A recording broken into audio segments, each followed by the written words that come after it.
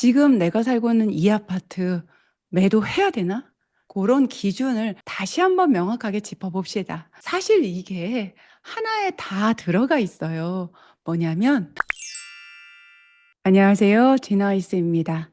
오늘도 진아이스에게 무엇이든 물어보세요. 거기에 멘토링을 드릴 건데 요분이 딱 한 줄 정도 올려주셨는데 요런 내용이 진짜 많았어요. 여러분에게 해당될 수 있어요. 중심적인 내용이 뭐냐면 지금 내가 살고 있는 이 아파트 매도해야 되나?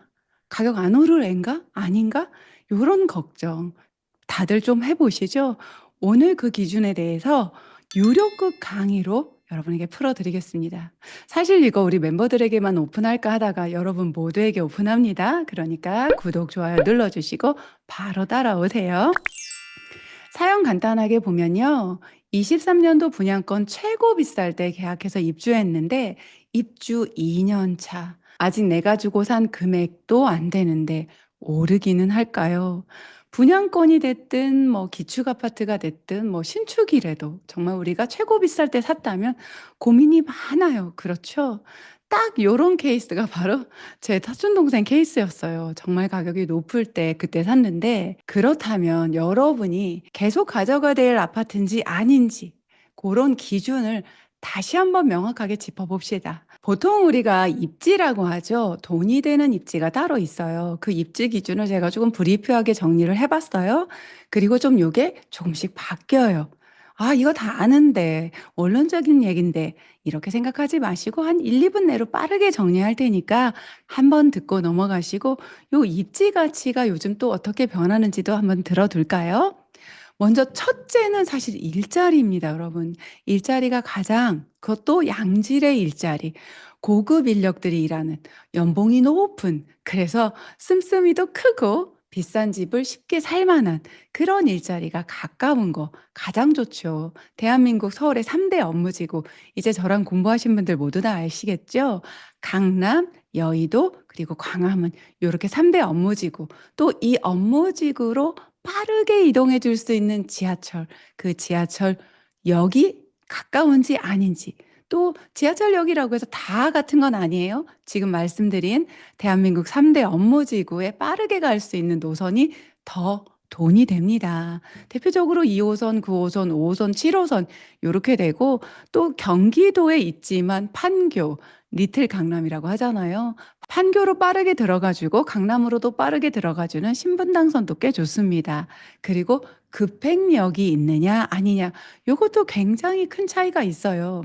제가 최근에 우리 제부랑 또 사촌 동생 만나 가지고 노량진에서 돔 먹었어요. 감성돔.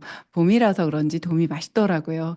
근데 거기서 우리가 또 자연스럽게 부동산 이야기가 조금 나왔는데 "아 형님 우리 집만 급행역이 아니야. 우리 집 앞도 급행역, 우리 집 뒤도 급행역, 초역세권이긴 한데 급행역이 아니라는 거.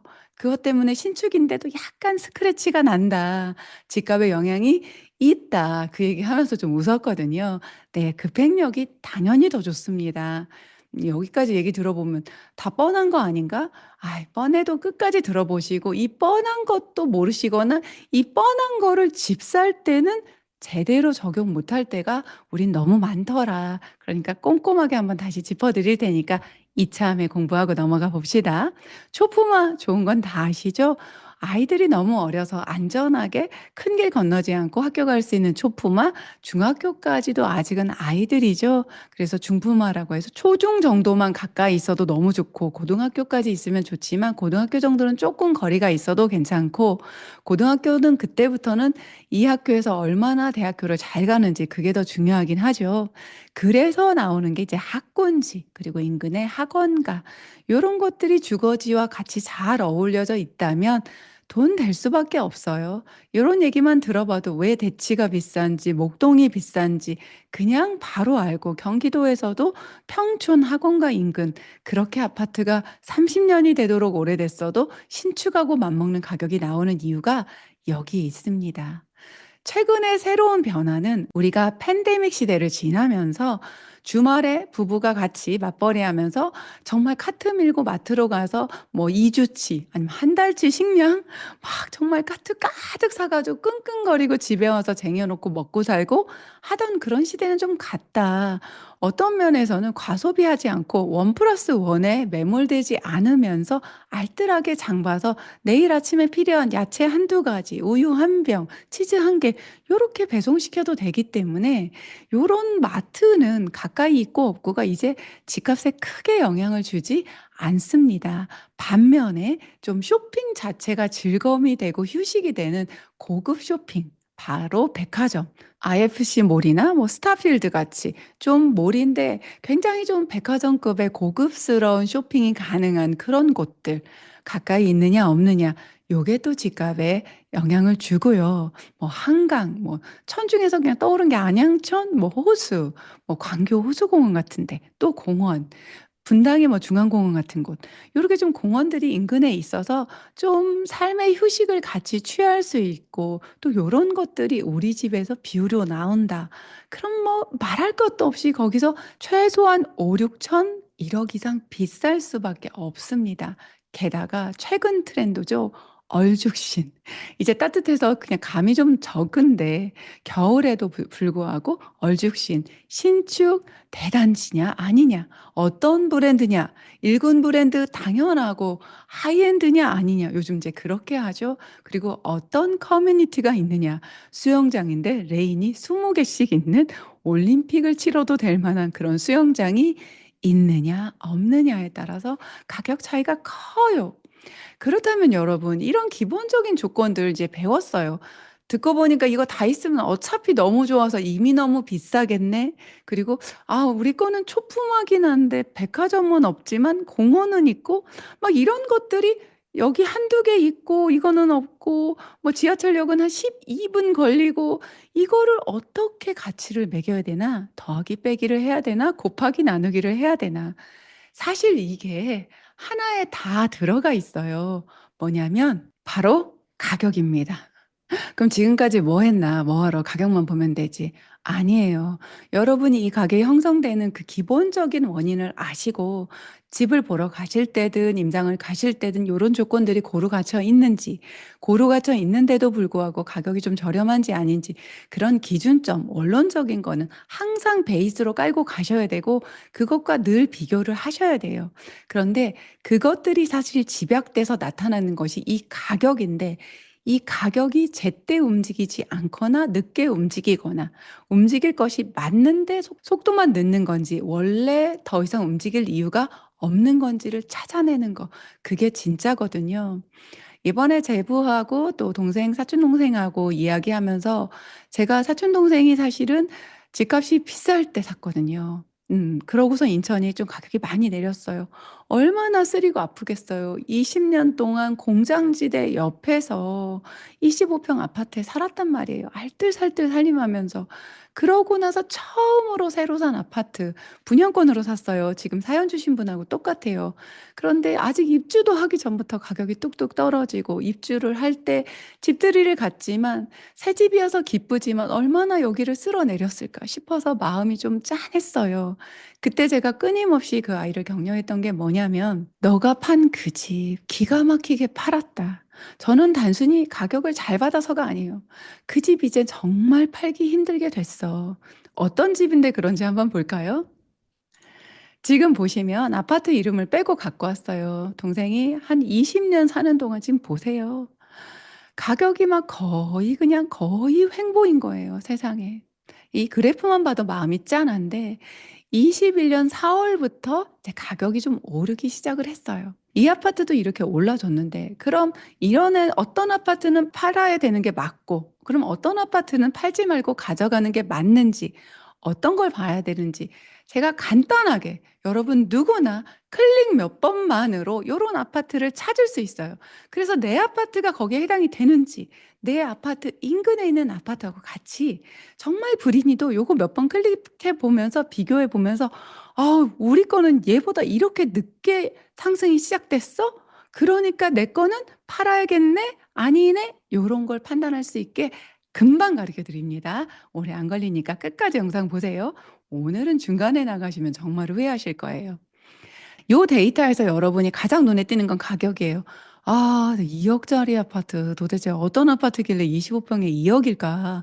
전세가 거의 뭐 매매나 전세나 거의 붙었어요. 그쵸? 이때 사기 싫은 아파트인 거예요. 그쵸? 이 갭 투자하면 좋았을까? 끝까지 한번 볼까요? 근데 여기서 여러분이 가격에 집중하고 있을 때 저는 뭘 봤냐면 21년 4월. 21년 4월까지도 바닥을 정말 기고 있는 아파트였다는 거죠.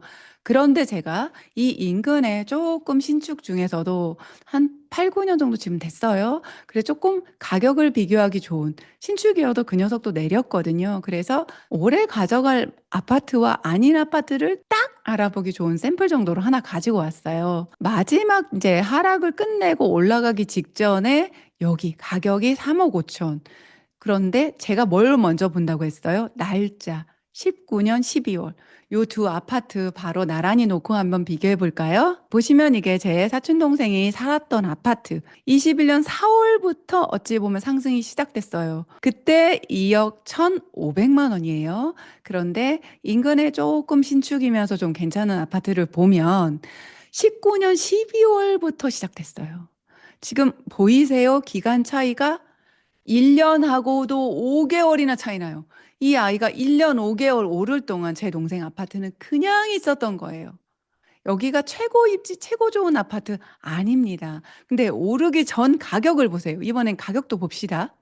얘가 2억 1,500 할 때 얘는 3억 5천이었어요. 딱 보시면은 한 2억 1,000이라고 했을 때 한 1억 4천 밖에 차이가 안 나요. 그럼 이후에 어떻게 변화가 됐는지. 금액 차이는 1억 4천, 한 얘보단 160%, 166% 정도 더 비싼 아파트였어요. 그런데 요 지금 동생 아파트가 상승을 시작한 21년 4월에 얘는 그럼 어디까지 갔는지 궁금하죠? 저는 궁금했어요. 볼까요? 보시면 와, 상승을 거의 한참 가서 지난 상승 꼭대기 한 70-80%까지 이미 상승을 했어요. 제 동생이 여기 있을 때까지. 금액은 5억 5천. 와, 얼마나 차이 나는지 한눈에 제 같이 비교해 볼게요. 똑같이 21년 4월에 이 아이는 벌써 이만큼 1년 한 5개월 정도 올라서 5억 5천이 된 거예요. 동생 거는 여전히 2억 1,500. 두 배가 넘게 올라 버렸다. 그리고 저점에서부터는 이미 2억이 올랐어요. 이렇게 차이가 나는 거예요, 여러분. 중요한 거는 상승폭을 보세요. 이렇게 오랜 기간 상승을 합니다. 이 상승하는 폭 자체가 달라요. 좋지 않은 아파트는 뭐 똑같이 상승을 했어도 이 그래프에 속으면 안 돼요. 나중에 이제 상승까지 해서 금액 차이가 달라요.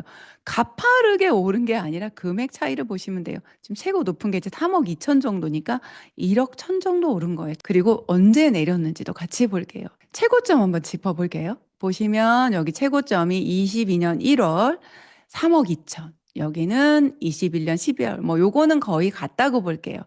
이 아이가 정말 좋은 아파트잖아요. 이렇게 조금 저렴해서 잘 오르지도 않는 아이는 먼저 내리기 시작해요. 그때까지도 안 내리는데 요건 그냥 중간급 정도 되는 아파트여서 내리는 건 다 같이 동시에 내렸는데 조금 더 천천히 내리는 거가 보이세요?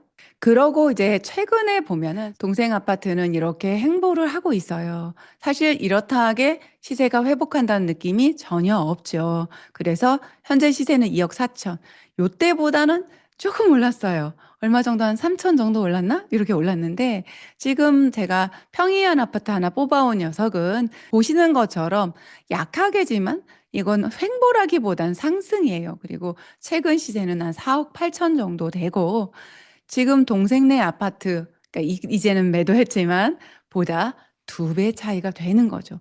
똑같이 내리고 바닥을 찍고 약하게 상승을 하면서 지금 현재는 매매가 차이가 2억 4천 정도 난다. 처음에는 얼마 차이 났었어요? 처음에는 한 1억 4천 정도 차이가 났었는데 말이죠.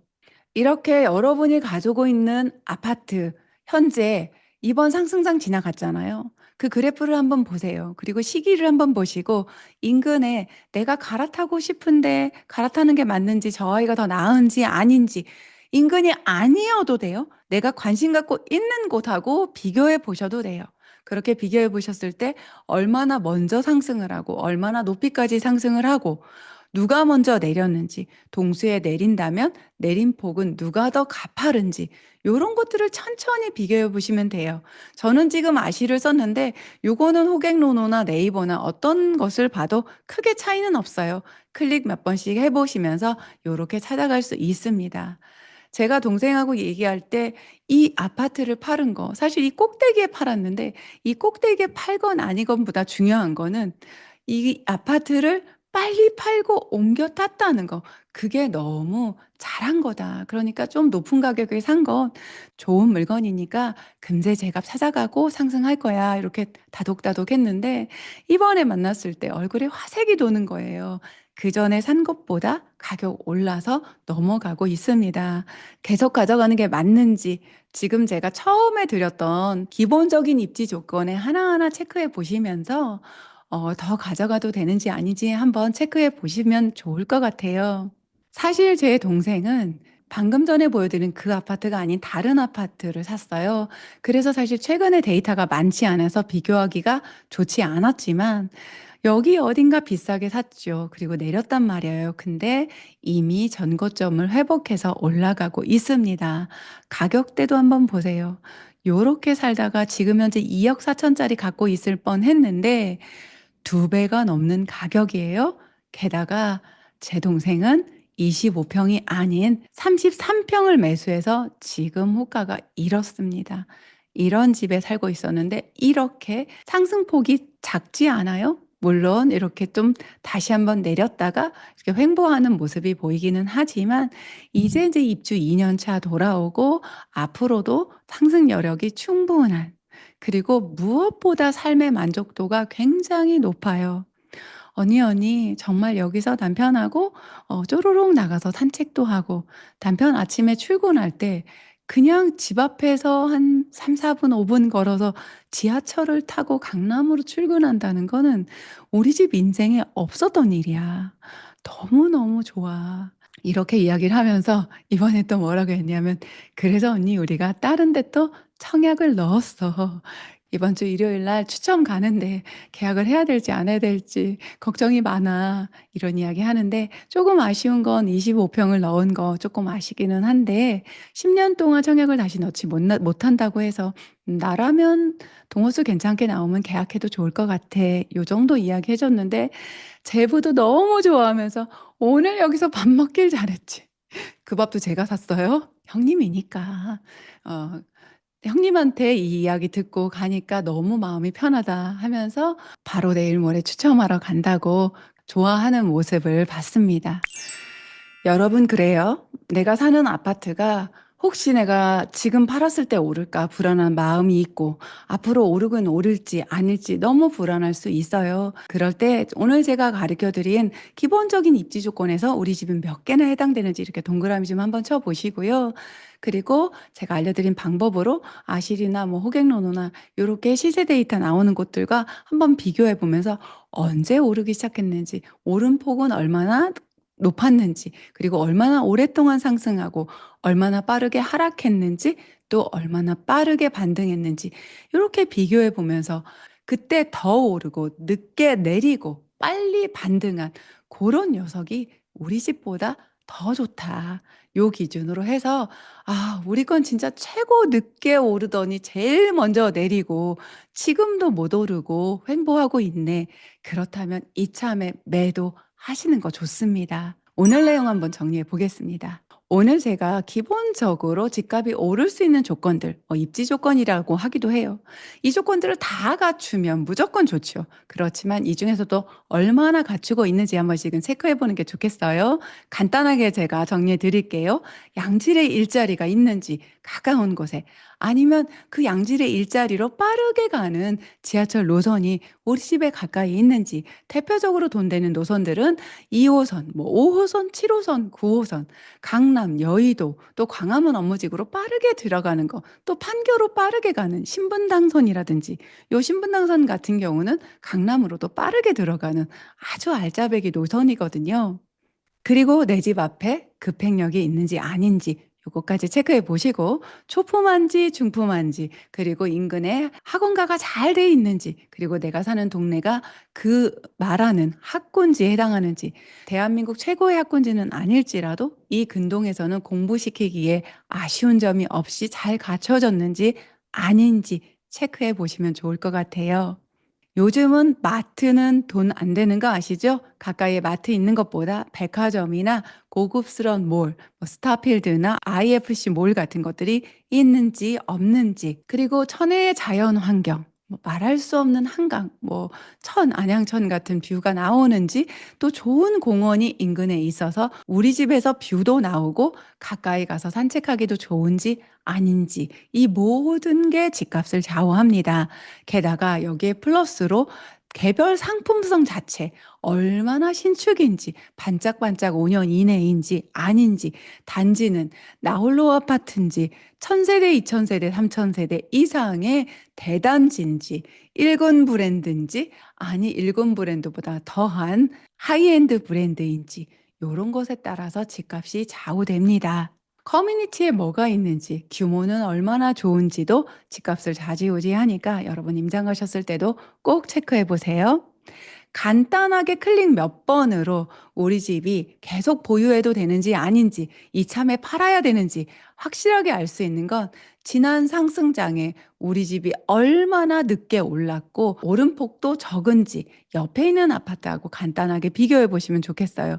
또 내가 관심 있는 곳과 비교해 보셔도 좋고요. 하락은 누가 먼저 했는지, 하락 이후 반등은 또 어떤지, 그리고 지금 반등해서 조금 회복을 했는지 안 했는지, 여전히 횡보를 하고 있는지, 이 모든 기준들을 가지고 오르기도 그렇게 늦게 오르더니 그렇게 빨리 떨어지고 이제 더 이상 오르지도 않고 꽃게걸음처럼 좌우로만 왔다 갔다 한다.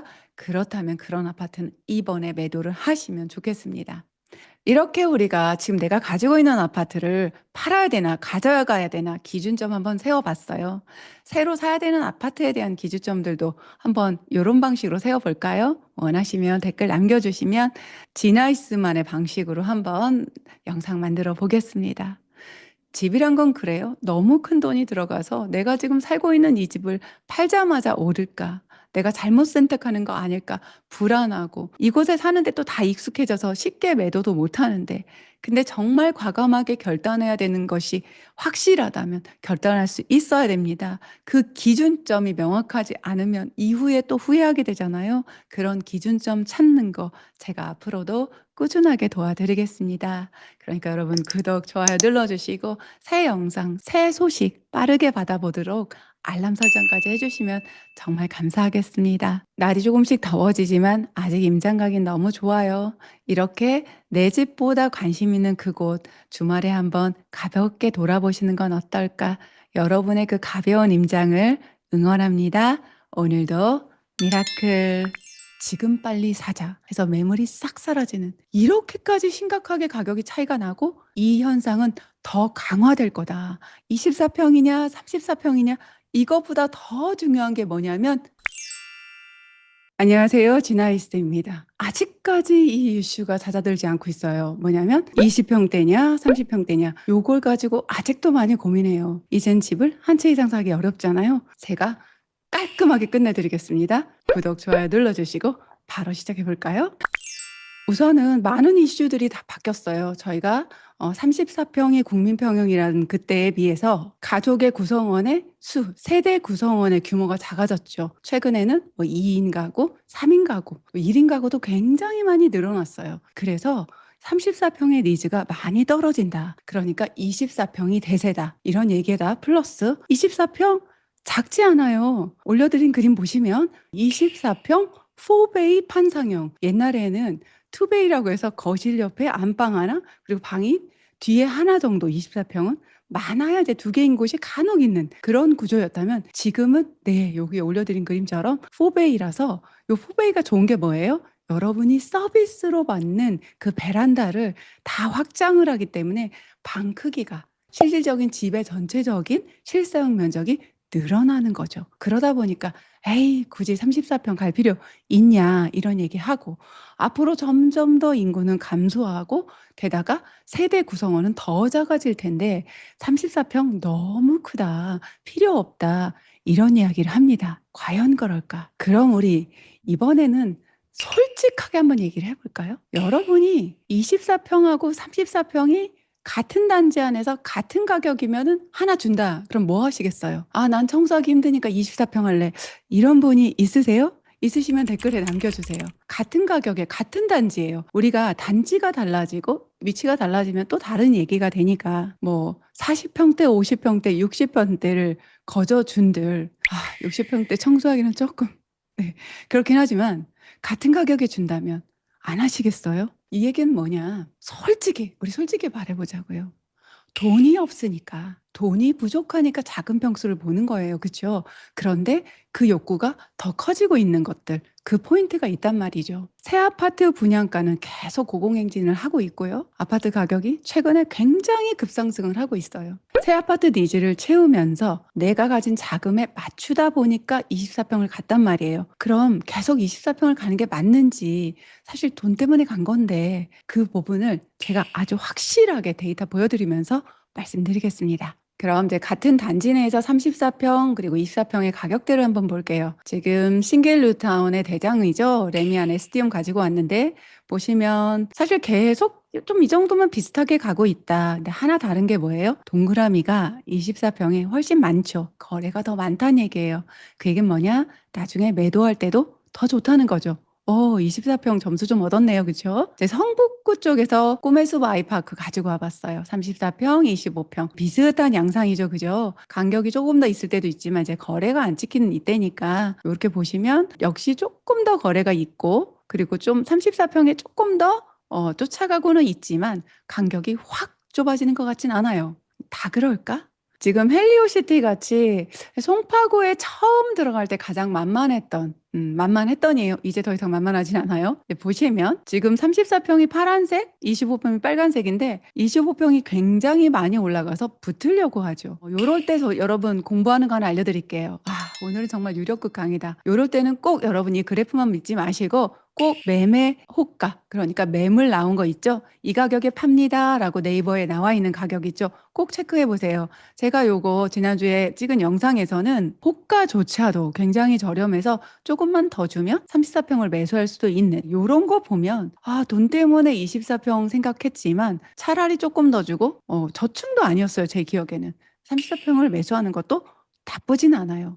계속 진행해 보겠습니다. 이번에 가져온 건 아까 봤던 레미안 에스티움 34평과 마레프 24평을 한번 비교해 볼 거예요. 어떻게 신길 뉴타운하고 아현 뉴타운, 마포구 아현 뉴타운을 비교하냔 말이지. 평수가 다르면 비교할 수 있어요. 볼게요. 지금 파란색이 마레프예요. 둘이 정말 친구예요. 비슷하게 잘 가고 있어요.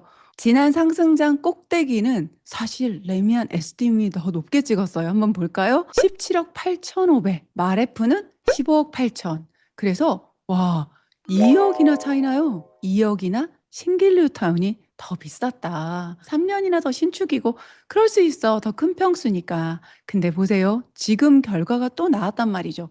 그럼 지금 현재는 어떠냐? 마레프 24평은 20억 600만 원. 그리고 레미안 에스티움은 17억 5천. 아까는 2억이 더 비쌌어요. 그죠? 전고점은 2억이 더 비쌌는데 지금은 3억이나 마레프가 역전을 했다. 전고점 대비는 5억이나 더 올랐어요. 이게 막 50억짜리가 5억 더 오른 게 아니죠. 10몇억 하는 애가 15억, 16억, 17억 요런 아이가 5억을 더 올라버린 거죠. 여기만 그런가? 다른 데 한번 같이 볼게요. 여기에다 제가 잠실 S를 넣었어요. 잠실 S 25평. 에이, 잠실 S는 급이 다르지. 급이 다른 곳이 어떻게 변하는지도 봐야 돼요. 우리가 이렇게 비슷한 곳만 보기 때문에 진짜 중요한 걸 놓친단 말이죠. 보시겠습니다.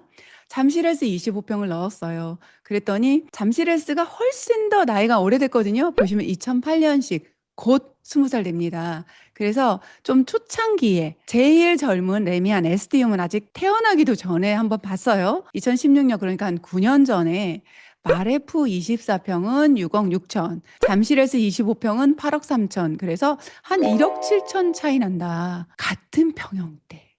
마레프와 엘스가 1억 7천밖에 차이 안 나던 때가 있었어요. 9년 전에. 아우, 그거 너무 옛날이니까 그렇지 않냐. 그러면 한 중간쯤 한번 볼까요? 전고점이라고 하죠. 불과 21년 9월 데이터니까 4년 전이에요. 4년 전에는 어땠냐면은 마레프 24평 같은 경우는 16억 1천만 원. 잠실에스는 21억 9천. 5억 8천 차이. 그럼 지금은 어떤지 한번 보겠습니다. 25년 9월 현재 마레프는 24평이 20억 600만 원. 와, 정말 많이 갔어요. 그쵸? 어마어마해요. 보시면 아까 신길뉴타운의 레미안 SDM하고 비교했을 때도 최근에 격차가 확 벌어진 게 보이시죠? 그런데 더 좋은 아이는 30억까지 가더라. 그래서 9억 4천만 원. 거의 10억 차이 나게 올랐단 말이죠. 여기서 여러분한테 제가 짚어드릴 게 있어요. 우리가 24평, 34평, 어쩌면 지난번에 층수를 고르는 거하고는 조금 다른 거예요. 전혀 다른 아파트 단지를 고를 수도 있는 24평, 34평을 놓고 고민할 때는 24평이냐, 34평이냐, 이것보다 더 중요한 게 뭐냐면 입지. 우리가 이걸 자꾸 간과하는 거죠. 특히 지금 시장이 어떤 시장이에요? 아파트를 한 채 이상 보유하기가 정말 어려운 시장이에요. 왜냐하면 취득세부터 보유세까지 만만치가 않아요. 지금 더더군다나 입지 좋은 곳에 토지거래 허가구역으로 묶여 있어서 매수하려면 허가 받아야 돼요. 집 한 채만 보유해야 되는, 사실 이 토지거래 허가구역으로 묶인다는 게 굉장히 단점이었어요, 예전에. 근데 토지거래 허가구역으로 묶이면 참 그거 지자체에서 허락받기 전엔 사실 내 돈으로 내 집도 마음대로 못 사고 굉장히 골치 아프니까, 최근에 너무 신기한 거는 9.7 대책 이후에 토지거래 허가구역으로 지자체가 아닌 국토부에서도 묶을 수 있다. 이게 나오고 나서 어떤 현상이 일어났어요? 토지거래 허가구역으로 묶이기 전에 사자. 그래가지고 다시 상승 시장이 시작된 곳들이 있잖아요. 이렇게 시작은 빠르게 움직이고 있어요. 어떻게? 제일 좋은 입지로, 제일 먼저, 제일 좋은 입지로 빨리 들어가자. 이렇게 바뀌고 있단 말이에요. 그럼 이게 확 바뀌면 이런 그래프가 안 나오고 바뀔 수 있지 않냐? 이거 넘어가서 뚝 떨어질 수도 있지 않냐? 이 기조가 바뀌려면 제일 먼저 취득세 개편돼야 합니다. 아무리 많이 사도 기본세율을 준다든지. 그 다음 두 번째, 보유세 개편돼야 됩니다. 종부세의 부담이 줄어야 되는데, 종부세의 기준이 되는 공정시장 가액 비율 현실화 다시 시작한다고 하죠. 그 얘기는 뭐냐? 세금 안 건드리고도 세금을 더 많이 거둘 수 있는 구조로 간다. 그 얘기는 뭐냐면 종부세 신경 써야 돼요. 그러다 보니까 주택을 여러 채 가지고 있는 것 자체가 굉장한 부담이 됩니다. 이 모든 게 어떤 현상을 만들어요? 똘똘한 한 채로 달려가는 걸 떠나서 스쿠터 타고, 아니요, 킥보드 스쿠터로도 안 돼. 제트기 타고 가야 되는 그런 상황을 자꾸 만들다 보니까 토지거래 허가구역으로 묶이면 집값이 내리는 그런 시장이 아니라, 묶이면 사기 불편할까 봐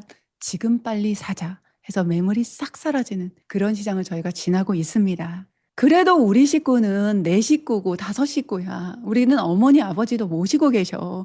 그런데 무슨 25평 너무 작다. 여기서 제가 드리고 싶은 말씀은, 네, 괜찮아요. 34평 사는 거. 저희도 아이들 어릴 때 다 자랄 때까지 40평대 후반 굉장히 큰 아파트에 살았고, 저도 큰 공간 사는 거 좋아합니다. 그런데 오늘 제가 말씀드린, 다른 사람들이 얘기하는 4베이라서 좋다, 인구는 감소될 거다, 이런 이야기가 많지만 아무리 그래도 같은 단지에서 25평이 34평보다 비쌀 수는 없거든요. 이거 팩트 체크 하시고, 그 다음에 지금 지나이스 유튜브를 보고 나서 이거 한 가지만 더 생각해 보세요. 지금부터 5년 뒤, 뭐 5년까지 안 갈 수도 있어요. 한 3년이나 4년 뒤? 그때 집값이 더 차이가 나도 나는 괜찮다. 나는 애들들하고 살아도 좀 넓게 사는 게 좋다. 이걸 감안하고 34평을 결정하는 거, 저는 옳은 선택이라고 봅니다. 근데 이렇게까지 심각하게 가격이 차이가 나고 이 현상은 더 강화될 거다. 약화될 수가 없다. 이 얘기를 듣고 다시 한번 진지하게 고민을 한다면, 판상형이니 세대수가, 세대 구성원이 줄어드니 이 모든 것들을 빼고 가장 중요한 집값, 이 집값에 영향을 주는 것 결국은 수요. 그 수요가 25평이라도 좋은 입지에 내 집 한 채 가지고 있을 때 향후에 훨씬 많이 올라줄 수 있다는 것에 더 무게가 엄중하게 실리고 있는 그런 시대입니다. 게다가 여러분, 좋은 입지라는 건 뭐예요? 언덕배기에 정말 지하철역도 먼데 고생고생하면서 참으면 나중에 정말 좋은 일, 집값이 많이 올라주는 이런 거예요? 아니에요. 지하철 코앞에 지금 잠실S에서 두 정거장? 종합운동장에서 타시면 한 정거장이면 삼성역이에요. 대치도 코앞이에요. 애들 공부시키기 좋아, 회사 가기 좋아, 단지도 넓어, 한강뷰까지 나오면 살 때도 너무 좋아요. 내가 거주하는 동안도 너무 행복한데, 아니 내가 너무 잘 살고 있는데 집값까지 너무 잘 올라줘? 이렇게 예쁜 아이를 마다할 이유가 있을까? 그러니까 잠실헬스 같은 곳에 34평 못 들어가면 25평이라도 들어간다. 이건 다만 잠실헬스만 해당되는 거 아닙니다. 제가 지금 샘플로 갖고 왔지만 여러분이 관심 있는 지역을 24평, 34평하고 비교해 보세요. 그러면 어쩌면 그동안은 아우 난 저기 내 돈으로는 꿈도 못 꿔 이런 곳까지 가게 될 줄 누가 알아요? 오늘 내용 정리해 보겠습니다. 오늘 내용 생각보다 복잡할 것 같았지만 간단하죠? 네, 우리가 24평, 34평 고민이 굉장히 많아요. 그렇다면 내가 진짜 원하는 게 뭔지, 내가 24평, 34평을 고민하는 가장 중요한 원인이 뭔지, 사실 우리가 34평 가고 싶지만 돈이 부족하단 말이죠. 내가 가지고 있는 이 돈을 가장 최대로 활용하면서, 그리고 사실은 살 때도 좀 좋고 팔 때도 아주 높은 가격에 팔고 싶은 게 우리 마음이잖아요. 그렇다면은 세대 구성원이 줄어들고 포베이 판상형도 좋고 앞으로 인구는 더 줄어들고 이 모든 것을 차치하고 가장 중요한 키워드 하나 드렸어요. 뭐예요? 입지. 입지 가치를 먼저 생각해라. 그 아이가 앞으로 더 잘 올라줄 거다. 게다가 좋은 입지에 산다는 건 뭐예요? 삶의 퀄리티, 라이프 퀄리티도 굉장히 올라가 줄 수 있어요. 조경 잘 돼 있고, 또 지하철역 가깝고, 학교 너무나 가깝고, 업무진고 가깝고, 살면서도 내 삶의 퀄리티가 너무 높은 곳, 그곳을 여러분이 가진 돈 대비 그런 곳이 어딜까? 하고 25평 기준으로 꼭 찾아보세요. 그리고 난 죽어도 34평 포기 못해 하시는 분, 제가 한 가지만 더 생각해 보라고 말씀드렸죠. 그게 뭐예요? 지금부터 5년 뒤 내가 고민하는 입지 좋은 25평과 입지는 약간 빠지지만 34평, 요 두 아이 가격 차이가 한 1억, 2억, 3억, 5억, 10억 차이 나도 상관없다 하시면 저는 상관없다고 생각합니다. 여기까지 생각하고 결정하고 넓은 집 누리면서 살 때 사실은 굉장히 마음이 단단해지는 거예요. 내 결정이니까 누가 말하는 거에 팔랑귀처럼 왔다 갔다 하는 게 아니니까요. 그렇지만 내가 가진 돈이라고는 이게 전부고 이걸 집에 다 밀어 넣어야 되는 보통 사람들의 경우는 진지하게 고민하시면서 그래도 내 돈이 갈 수 있는 최고 상급지의 25평 그리고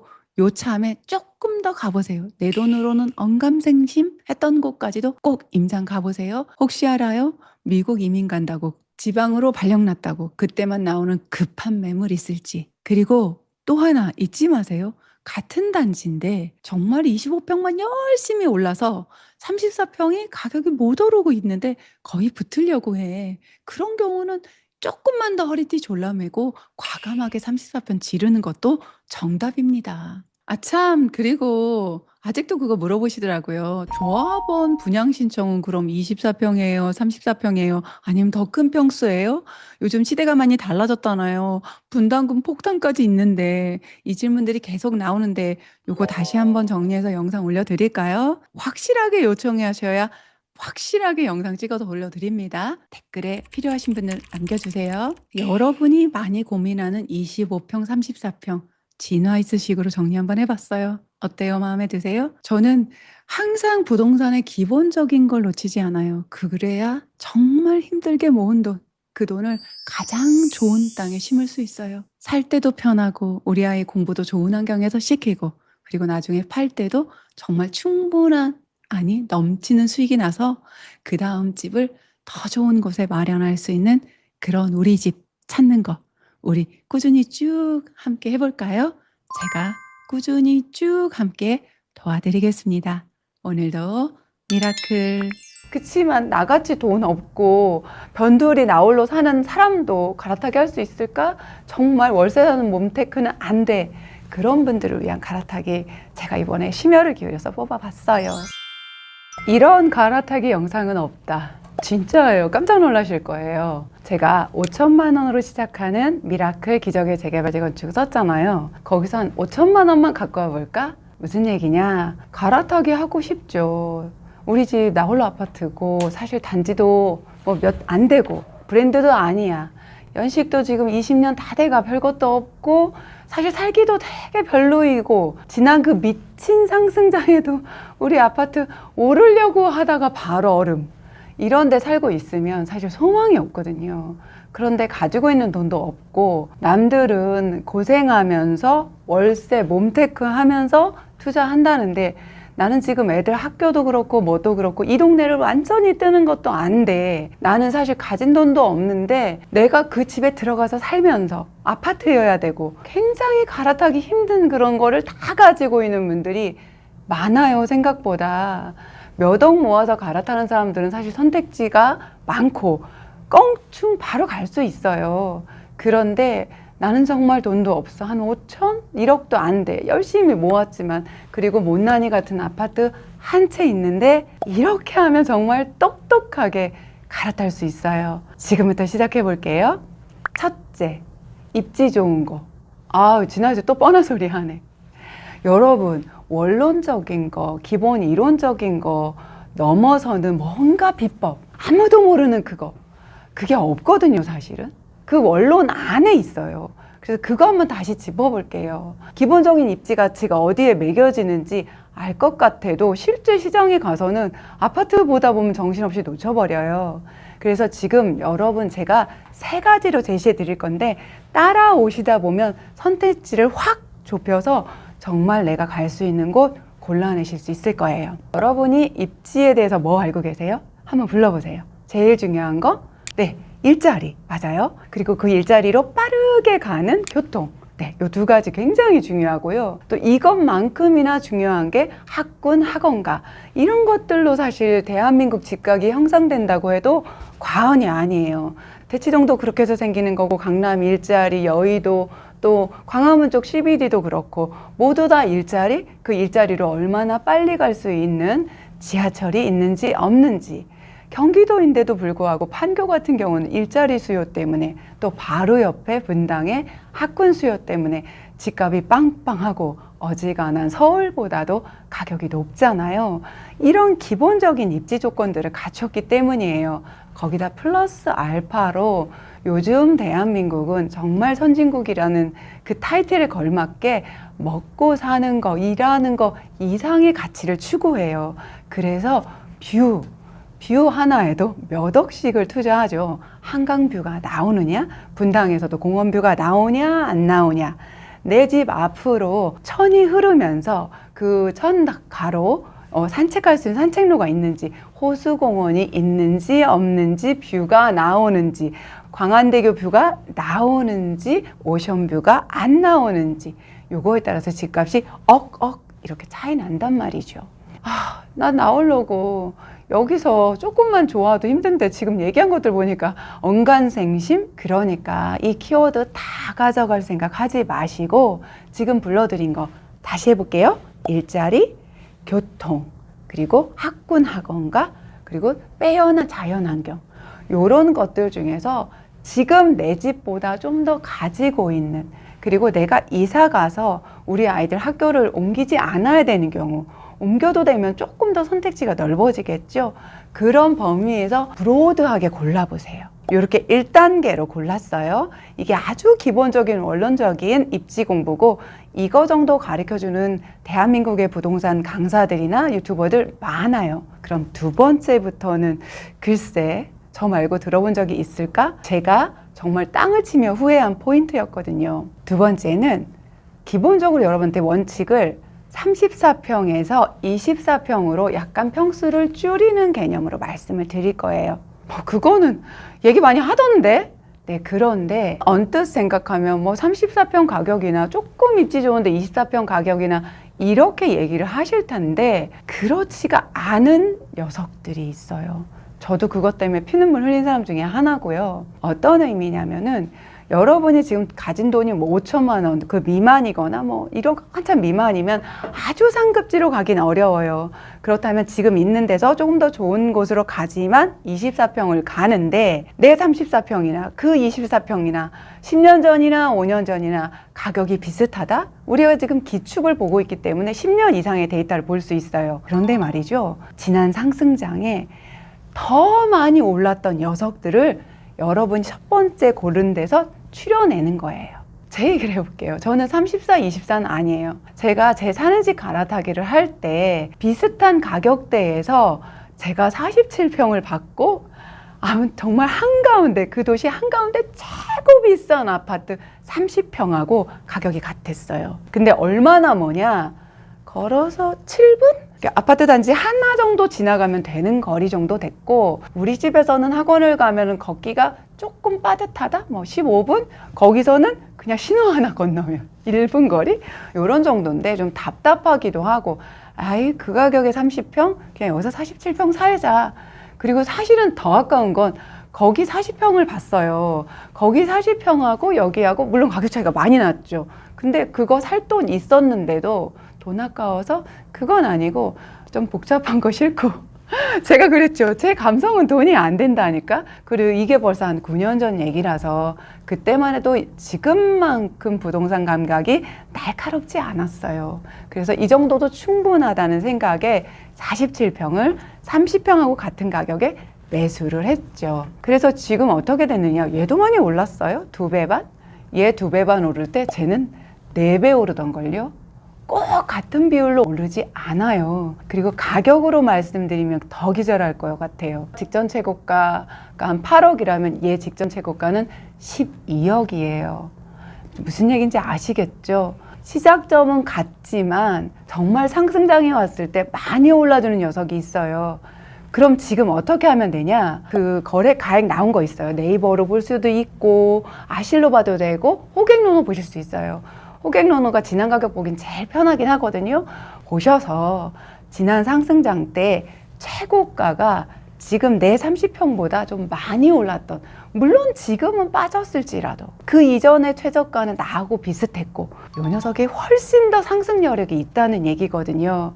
그래서 같은 가격일 때도 이런데 한 5천 정도 더 쓸 수 있는 그런 단지에서 직전 최고가가 훨씬 높았던 단지 열심히 손품 파세요. 세상에 지금 우리가 5천만 원짜리도 아니야. 한 500만 원짜리 침대 얘기하는 것도 아니야.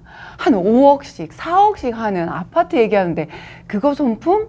특히 여러분이 실거주 염두에 두는 갈아타기 하시면 범위가 넓지 않아요. 아까 1번을 통해서 좀 골라놨어. 야, 우리 아파트보다 그래도 학구는 조금 낫네, 여기가. 이런 식으로 좀 골라놓은 것들이 있잖아요. 거기서 하나하나 들어가 보세요. 사실 중개소장님을 일일이 만나는 것보다는 훨씬 쉬워요. 이렇게 해서 어느 정도 추려 놓으세요. 그러면 제가 마지막 3번째로 거기서 누구를 지워버려야 되는지 바로 알려드릴게요. 저 말고 이런 방법으로 알려주는 갈아타기 없을걸요? 3번째, 장래에 어떤 일이 일어날지를 살짝 점쳐볼 수 있어요. 미래 재건축을 할지 리모델링을 할지. 여러분이 지금 갈아타기 하는 건 사실 재건축 이슈가 없는 거예요. 왜? 재건축 이슈가 있어? 벌써 너무 비싸. 5천만 원 갖고 구경도 못해요. 그런데 여러분이 지금 기축에서 기축으로 갈아타기 하면서 내 돈은 최대한 적게 넣고 그래도 좀 상승장이 오면 더 많이 올라줄 그런 똘똘한 친구를 찾고 싶은 거잖아요. 그런데 이런 경우는 한 보통 20년대 초반에 지은 아파트 정도로 찾게 될 거예요. 그럼 한 20년? 요 정도 된 거죠. 20년에서 25년 사이. 요럴 경우는 재건축 얘기 나오려도 10년은 기다려야 돼. 상관없이 막 아무거나 골라. 아이고, 여기 아파트 앞에 슈퍼랑 이런 거 너무 괜찮아. 막. 그러면서 사실 큰 이슈가 될 만한 거 아닌 것만 갖고 골랐는데 한 7, 8년 살다 보니까 그때 왜 그거 하나 체크 안 했을까? 그 간단한 숫자. 근데 그걸 지금 말씀드릴 테니까 아까 많이 골라놨던 거기 있죠? 거기서 바로 빼기를 하세요. 빼기란 뭐냐면 여러분이 아파트를 고르게 할 때 고르기를 하면 끝이 없어요. 계속 바구니에 담기는데 담아놓은 데서 안 될 만한 녀석을 하나씩 하나씩 지워나가는 거예요. 그러면 남는 거, 그걸 갖고 결정하는 건데 그 마지막 포인트는 뭐냐면 용적률을 보세요. 내가 이번에 기축으로 갈아타게 할 녀석을 봤는데 용적률이 한 180, 183 요 정도 나오네? 어떻게 할까요? 얘는 어떤 가망성이 있어요, 진아이스님? 이렇게 물으면 걔는요 재건축 가망성이 있어요. 물론 이거 하나 갖고 다 할 수는 없어요. 토지 지분도 봐야 되고 뭐 이것저것 봐야 되지만 지금 여러분이 재건축에 투자하는 거 아니에요. 기억하세요? 갈아타기로 지금보다 더 잘 올라줄 그런 아파트를 찾으면서 그래도 재건축 가망성이 있는지 없는지 여부를 따지는 용적률 기준점을 저는 좀 빡세게 180으로 드립니다. 얘보다 더 낮아 175. 그럼 완전히 재건축 가망성 있어요. 그래서 이런 단지를 더 먼저 선별하시면 좋아요. 근데 제가 고른 건요 다 223, 238, 250인데요. 어떡해요? 눈 씻고 찾아봐도 없어요. 그럼 난 망했나요, 진아이스님? 아니요. 제가 계속 말씀드리죠. 우리는 지금 기축에서 기축으로 큰 돈 안 들이고 갈아타기 하면서 그래도 다음 상승장에 더 올라줄 정말 내가 살아가야 되는 집을 찾는데 미래 호재를 감안하자고 해서 꿀팁들을 드리고 있잖아요. 그래서 재건축이 아예 가망이 없어 보이는 용적률이 높은 단지는 리모델링을 할 수가 있기 때문에 호재가 있네? 있기 때문에 그 다음이 중요해요. 동호수를 꼼꼼하게 고르셔야 돼요. 리모델링은 기본적으로 내 집에 계속 살아야 돼요. 물론 그런 경우 있어요. 1층은 필로티로 다 트고 한 개 층만 높여요. 그래서 다들 한 층씩 올라가는 거죠. 그럼 솔직히 302호 살다가 402호 사는 것 거기서 거기에요. 제가 말씀드리고 싶은 건 뭐냐면 동, 층, 호수 굉장히 중요해요. 제가 리모델링 관련된 영상 굉장히 심혈을 기울여서 만든 거 있으니까 여기 링크 올려드릴게요. 그거 보시면서 어느 동, 어느 호실을 했을 때, 나중에 리모델링 했을 때 특히 24평 우리 고르고 있죠. 24평이 사실 제일 좋거든요. 24평에서 5, 6평 늘어나면 30평대로 바로 넘어가잖아요. 그래서 동호수를 좀 꼼꼼하게 골라서 가능하면 RR 하시는 게 좋습니다. 재건축이 가능한 180% 인근, 뭐 이 밑에 이런 용적률일 때는 사실 동호수 욕심 너무 내지 말고 1층인데 애들 시컨 뛰고 좋은데도 지금 금매로 다른 층보다 7, 8천이 싸. 난 그렇다면 재건축을 바라볼 만한 요런 물건은 그냥 금매 잡으셔도 좋다. 리모델링을 기대해 봐야 되는 거는 지금은 조금 금매는 아니어도 좋은 RR을 잡으면 좋다. 이렇게 정리하겠습니다. 어때요? 어디서도 못 듣던 갈아타기 아닙니까? 저 이거 고민하면서 뻔한 갈아타기 말고 정말 돈도 없는데 갈아타기 하란 말만 많이 해. 그치만 나같이 돈 없고 변두리 나홀로 사는 사람도 갈아타기 할 수 있을까? 그리고 나는 정말 월세 사는 몸테크는 안 돼. 그런 분들을 위한 갈아타기 제가 이번에 심혈을 기울여서 뽑아봤어요. 우리 정리 한번 해볼까요? 5천만 원만 갖고도 더 입지 좋은 곳, 다음 상승장에 더 많이 올라줄 갈아타기 첫 번째. 기본적인 입지 조건 따져서 일자리, 교통, 학군, 학원과 탁월한 자연환경. 내가 지금 살고 있는 곳보다 조금이라도 이 키워드를 가지고 있는 곳으로 선별한다. 두 번째, 평수 34평에서 24평, 5평 이렇게 줄여서 가시는데 단순하게 이렇게 평수 줄인 수준이 아니라 직전 최고가 훨씬 높게 찍었던 그 아파트 찾아내기. 세 번째, 지금은 한 20년 차여서 아직 멀었지만 그래도 미래의 호재를 바라보면서 용적률 180% 인근이면 재건축 생각해서 동호수에 너무 마음 두지 말고 금매 잡아보기. 용적률 200% 넘어가는 220, 30, 50 나온다. 그럼 재건축은 싹 마음에서 지우고 리모델링 호재 있을 때를 대비해서 가능하면 RR 선택한다. 네, 여러분, 내가 가지고 있는 것이 작다고 해서 못하는 건 없어요. 조금이라도 가능한 걸 찾아보면 돼요. 내가 한 번에 강남은 갈지 못할지언정 지난 상승장에도 빚도 못 받던 내 집 그냥 거기 뭉개고 살지 마시고 이참에 일어나서 열심히 손품도 팔고 발품도 팔고 조금 더 좋은 곳에서 출퇴근하고 우리 아이들 키워보는 꿈 한번 실행해 봅시다. 구독, 좋아요 눌러주시고 알람 설정에 댓글로 같이 소통하면서 저한테 또 궁금한 거나 알고 싶은 거 글 남겨주시면 제가 최선을 다해서 제 인사이트 마구마구 녹여가지고 영상 만들어 볼게요. 올 한 해도 저하고 늘 함께 해주세요. 오늘도 미라클.